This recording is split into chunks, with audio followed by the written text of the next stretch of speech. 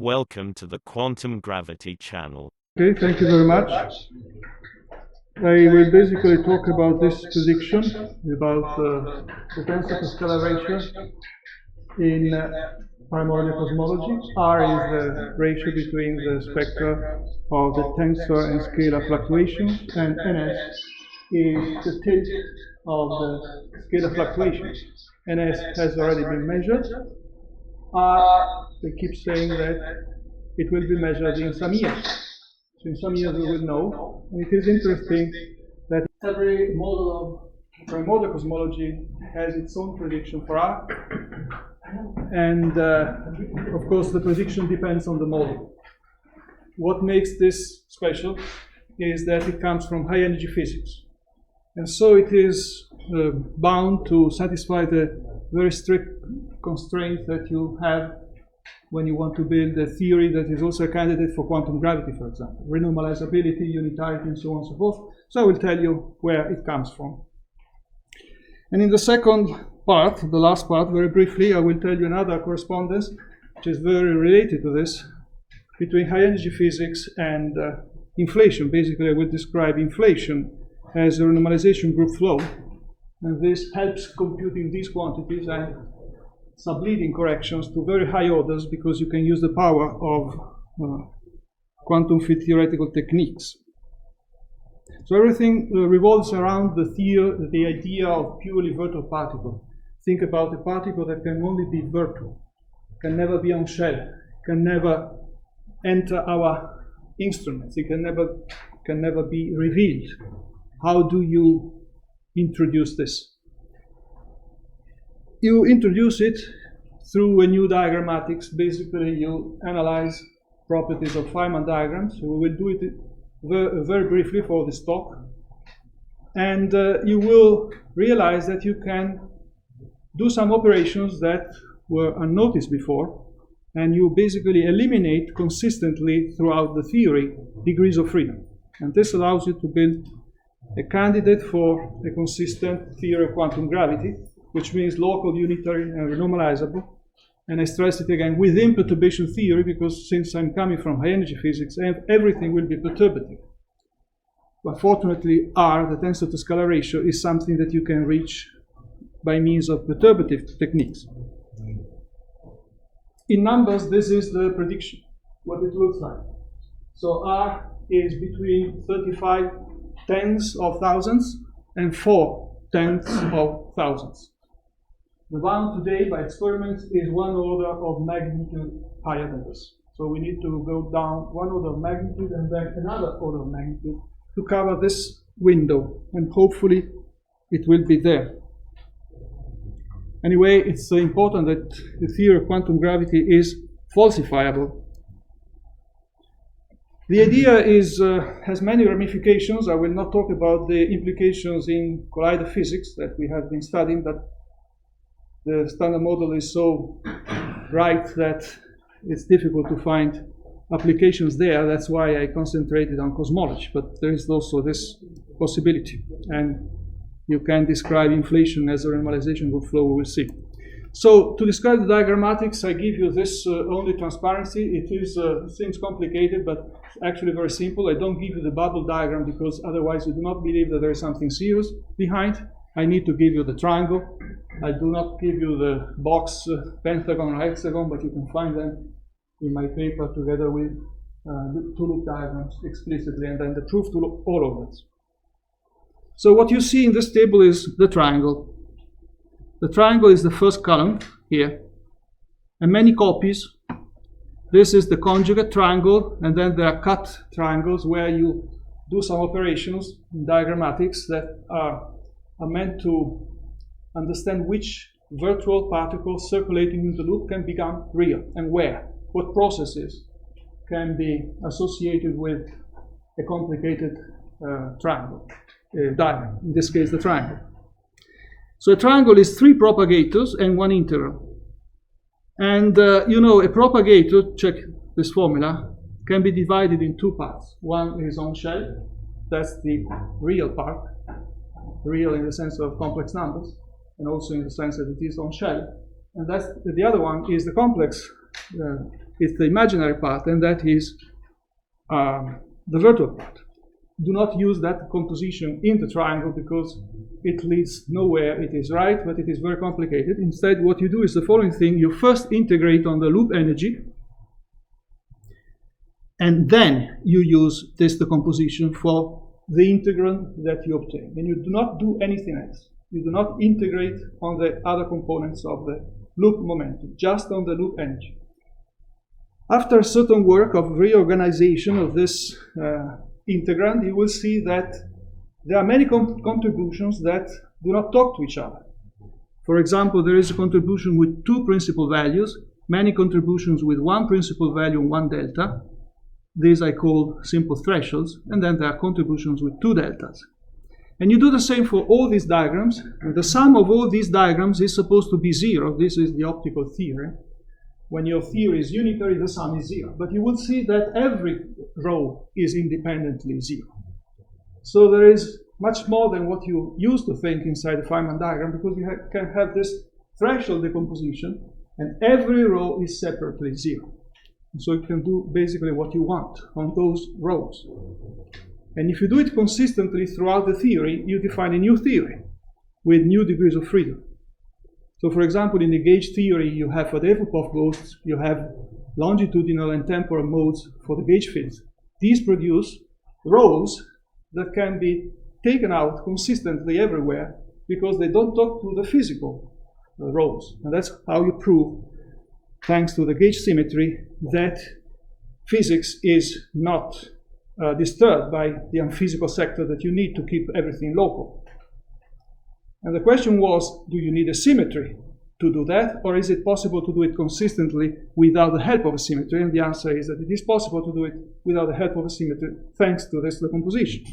So for example, if you want to make one leg purely virtual, AB, you see you have principal values. These E's are external energies, and these omegas are frequencies. The deltas are the crucial on-shell parts. So if you want to kill 1 degree of freedom, you kill all the deltas where it appears inside. So if you want to kill the particle in AB, you kill all the rows in red. That's consistent, because they are rows. They don't talk to the rest. But then you see that you have some columns that in blue have only surviving zeros. So some columns can be eliminated also. And that is the diagrammatics of the triangle with one purely virtual particle. It's very, very simple. You take the degree of freedom away everywhere, and what you have eliminated in the column are the triangles where this particle is supposed to appear on shell. That's because it is purely virtual, and this is consistent because it doesn't appear on shell. Okay, so this is just to tell you the background, because we have to move to cosmology here, and so we want to apply it to this kind of theory. This is the Lagrangian of stellar theory. If you add the cosmological constant, which I do not add just because we are talking about cosmology here, is not important for what I'm going to say, but if you add the cosmological constant, it is renormalizable by power counting. This is not the theory, because you will have to do these operations of removal, and in the end we will get another theory. But you have to start from this one because it is kind of unique. It is renormalizable. It is not unitary if you treat the y-squared term by the usual Feynman prescription. But if you use the prescription I already told you, then you make that third particle fake or purely virtual. That has spin 2. So you see here you have two coefficients that are defined by two masses, and you see two signs here. The two signs are fixed by not having tachyons when you expand around flat space. This is important. Okay, so the message is you start from this, and however this is not your final theory precisely in the same way as your gauge fixed Lagrangian with Faddeev-Popov ghosts and everything is not your classical theory. That's just the starting point out of which you derive your physics. So in particular, these, after you treat the propagation of this third degree of freedom, so I tell you that here there are 3 degrees of freedom. One is the graviton, one is the inflaton of mass m phi, and one is the purely virtual particle of spin 2 and mass m chi. That is only a mediator here now. It cannot be on external states. And so basically, if you want, for example, the classical limit of this, you have to consider these diagrams where it mediates, but it cannot be in the external states. So the classical theory is not this one, because this one is not acceptable, not even as a classical theory. Higher derivatives are not acceptable even in a classical environment. Primordial cosmology is, let's come to that. First of all, here, having a theory that is unique, you have a unique mechanism for cosmology. That is the Starobinsky mechanism. If you remove R squared to introduce a scalar field instead, then you will have the Starobinsky potential necessarily. The theory is still renormalizable. And if you study the background, it is unaffected by C squared, so the usual background equations are unmodified, Friedman and matter. Inflaton equation. Then, if you parameterize the fluctuations as usual and you work out the spectra in a way that I will explain with this techniques that removes the dangerous degree of freedom, this is the prediction. So these are the amplitudes of the scalar fluctuations, tensor fluctuations, the ratio, and this is the scalar tilt minus 1, and this is the tensor tilt to the lowest order. Now the point is, okay, these are the data that we have today. So we have basically 2 measurements, 2 data, and the theory contains a third parameter with respect to the Starobinsky model, for example, which is m chi. So m chi, what about that? Because without m chi, we cannot make predictions about R. So we just have one new parameter, but we would like to predict a new one measurement. Only one will be made in the next years. But fortunately, there is an Noethakian condition, which is this one, that bounds the mass of this extra degree of freedom to be larger than the mass of the inflaton divided by 4. Okay? And because of that, then you have that the tensor to scalar ratio is constrained to be in this small window, which is less than 1 order of magnitude. And the same for the other quantities that you can derive from the spectra. For example, the tensor tilt, that's more difficult to measure, so I don't know if we will be able to check this prediction. But the message is that everything is locked here. You cannot do anything, because if you change the potential, you destroy renormalizability. And if you do not use this prescription, you have ghosts. So let me describe now the general philosophy of how you treat higher derivatives. Okay, this is the key thing. And I will do it in a very simple model so that you can repeat the calculation even now if you want. So this is a non-relativistic mechanics with harmonic potential and anharmonic interactions. And you have a higher derivative term. What do you do with that? Well, first you can work out the equations of motion. And if you diagonalize the equations of motion, you have 2 oscillators and an interaction on the right-hand side. Okay, these 2 oscillators have these 2 frequencies, and you see that you need some, let's say, Noethakian condition, because the frequency omega has to be smaller than 1 divided by 2 tau, otherwise you have imaginary frequencies. So there is a condition. But once you have that condition, then you can do the thing that I described to you now. The following operations that eliminate the higher derivatives. I will do that with omega equals 0 for simplicity, because the formulas are better, are simpler and easier to understand. So if omega is 0, this is what you have. You want to eliminate the higher derivatives here. You do something very, very simple. You write down the most general expansion of your new equation, or Lagrangian, or energy, or Hamiltonian, and it has to be an expansion in the coupling first, and it has to contain no higher derivatives. Just that. You write the most general expansion with unknown coefficients. You derive your expanded equation, so x dot has to be an expansion that contains only x2 dots, sorry, x2 dots has to be an expansion that contains only x and x dot. You put it in, and you fix all the coefficients, all of them. That's it. Now you throw away your parent Lagrangian, and you use this Lagrangian. And you use this energy, and if you want, you can check the Hamiltonian. Of course, you may ask, did you remove this way the Ostrogradskian instability? Now, if you check this Lagrangian that you get, or this Hamiltonian, or energy, or the equation, you will see that this is an asymptotic expansion. Since everything here comes from perturbative quantum field theory, and I know nothing about non-perturbative quantum field theory, I can have a perturbative answer. So the answer to strict stability or instability would be in an exact Hamiltonian whose asymptotic expansion as an asymptotic series is this one.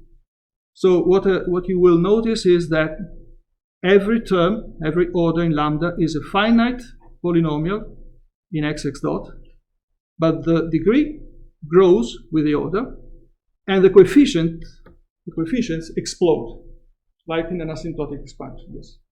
What did you do with the fourth order derivative? Yes.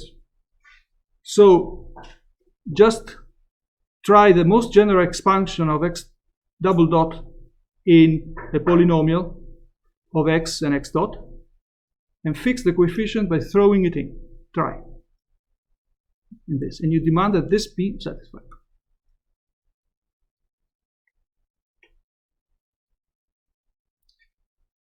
So the important thing here are two things. One is that this is your new Lagrangian now, but I'm not giving you the exact Lagrangian, because this is a procedure that comes from quantum field theory. I give you an asymptotic series. And, however, if you have a small parameter, and in inflation this will be 1 divided by 100, it's pretty small, then you can trust it as you normally do. For example, you can check the solutions. The slashed line is the solution where you take only the first order in lambda, this. It has already an effect of this additional particle here, you see. Or you take this Lagrangian. Or you take this Lagrangian energy. So this is this line.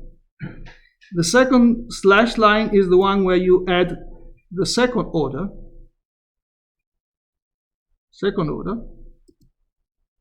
The continuous line is when you keep order up to order 3, 4, 5, 6, 7, 8, 9. Nothing changes. This is typical of asymptotic expansions because they capture, the very first few orders capture the physical solution. This is with the coupling equal to 1 divided by 10. And then if you continue beyond the 10th order, 1 over 10, if you continue beyond the 10th order, it will explode. It will be absolutely crazy, unreliable. So this is typical of asymptotic expansion. So if you repeat this in cosmology, what you find is first that the no tachyon condition here is the one that I told you. And what is new with respect to flat space? That we are not in flat space. That's why you have an additional condition. The condition in flat space would just be that m phi and m chi are real, positive, not that they satisfy any bound. And in flat space, you wouldn't have any tachyon. But in curved space, this is the condition you want to satisfy. Because one important thing is that this Lagrangian is perturbative, okay? So I cannot give you the exact Lagrangian, but important thing is that it is the Lagrangian of your theory now at all energies. So you can go from sub-horizon scales to super-horizon scales to cover all of that. And even if the spectra concern only the super-horizon scales, you know very well that in order to make predictions in cosmology, you need first to assess properly the sub-horizon scales where you put some condition like the Bunch-Davies one. So you have to be sure that there you do not have ghosts. Because ghosts are massive, and some people say once you have some massive degree of freedom, it is negligible at low energies because it's heavy. But cosmology is not like particle physics. In cosmology, to make predictions about low energies, you have to first assess the high energies. And the Bunch-Davies condition, indeed, is disputed. It's not easily accepted because of that. So you have to be sure that at high energies, you just have one harmonic oscillator with a constant frequency, no interaction, and nothing else. And this is so because at high energies, this lambda, in sub-horizon scales, this lambda tilde is 0. And just have the original harmonic oscillator. So once you plug these things in this projected, I call it Lagrangian or energy, into your preferred method to compute spectra, then this is the prediction. And it's a kind of robust because if you add more fields, it will not change, but more fields will change the corrections to lowest orders.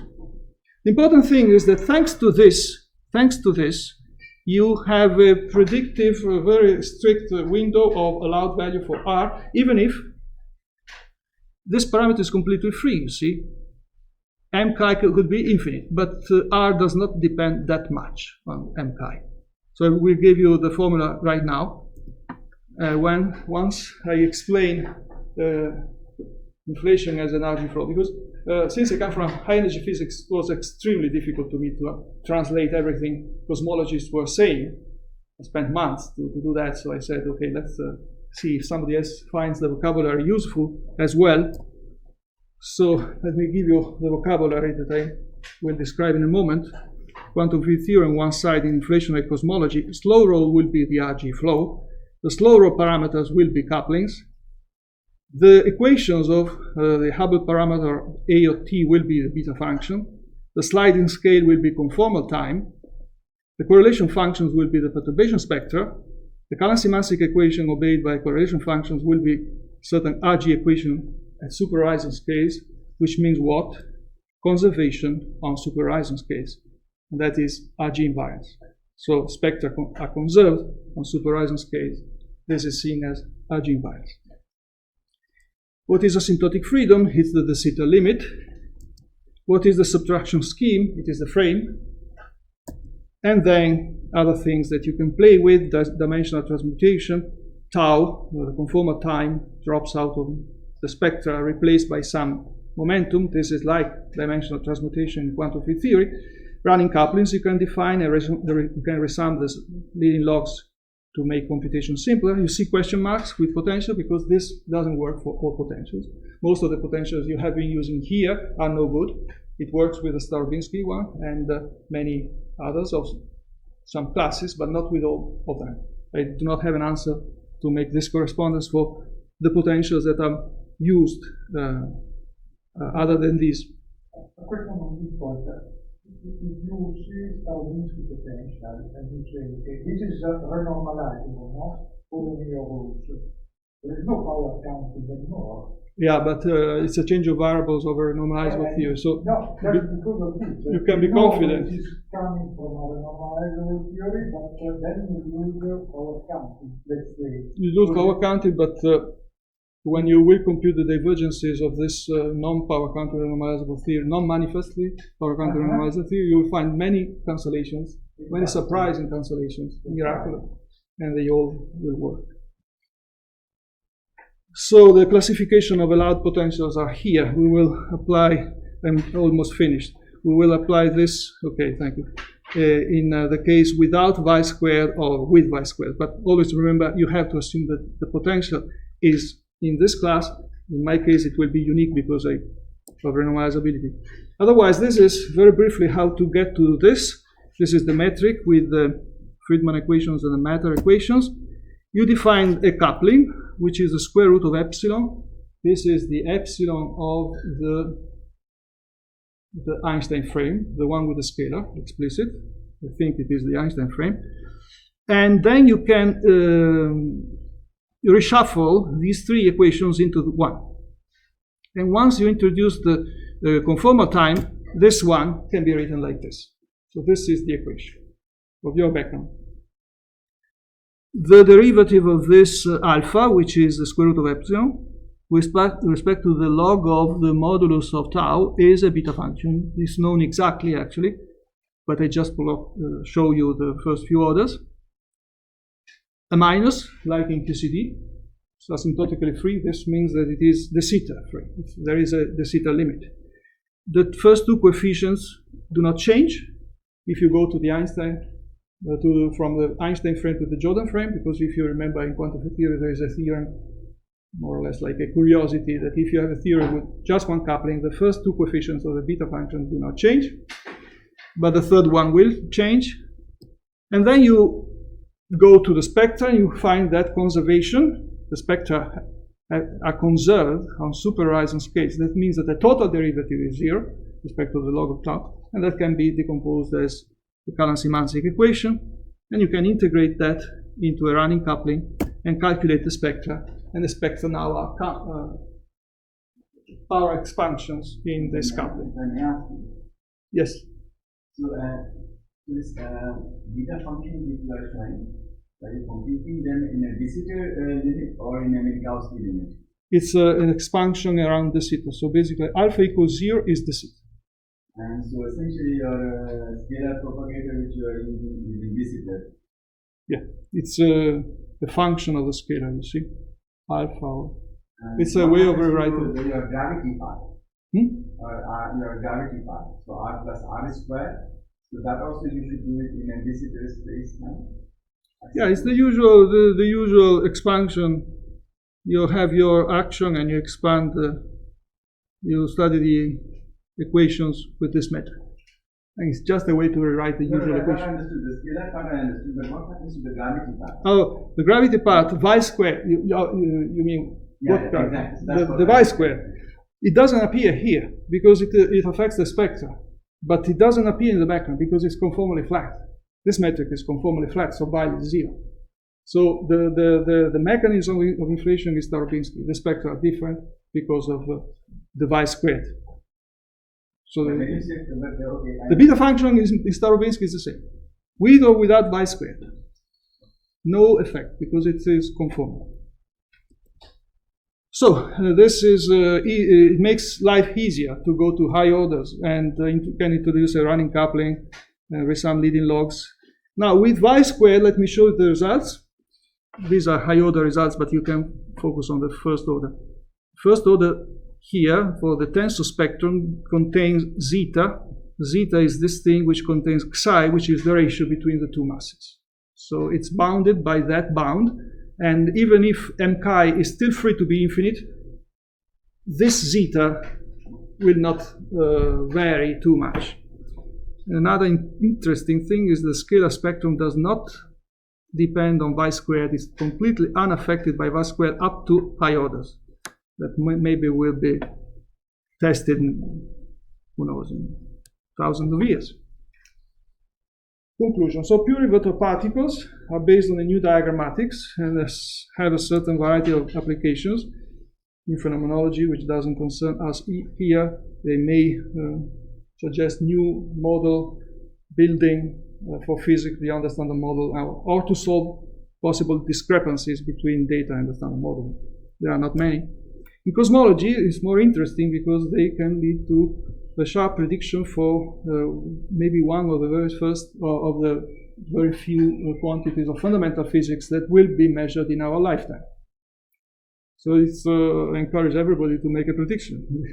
There are still some years, maybe you will be right.